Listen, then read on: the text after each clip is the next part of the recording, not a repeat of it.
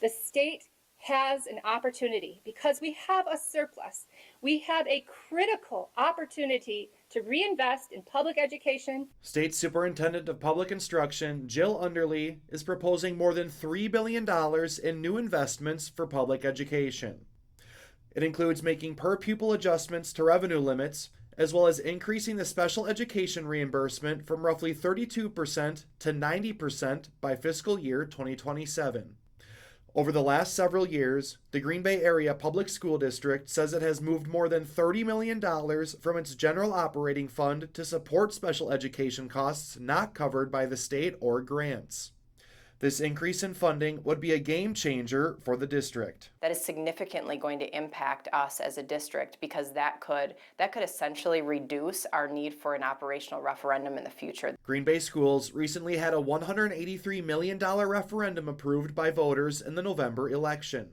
Underly says her budget ask will reduce the number of referendums in communities, which reached a record high in 2024. What's included in the state's next biennial budget will be weighed by lawmakers.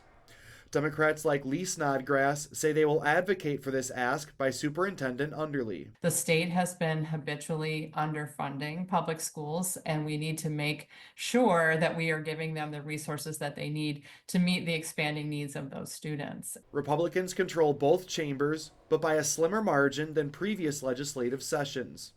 Green Bay Republican Senator Eric Wimberger views increased special education funding as a reasonable discussion, but questions the overall proposal. 18% of our entire budget goes to K-12 alone.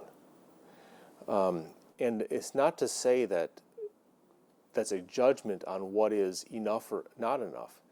I think at this point, we don't know what anyone means when they say we don't have enough, because it's such a large chunk of the budget. It's so much money. If additional funds are not included, Green Bay warns it could mean cuts. What that would mean is just more significant cuts in staffing and our programming if we don't get the funding that we need. Lawmakers will have a lot to iron out once their new session begins in January.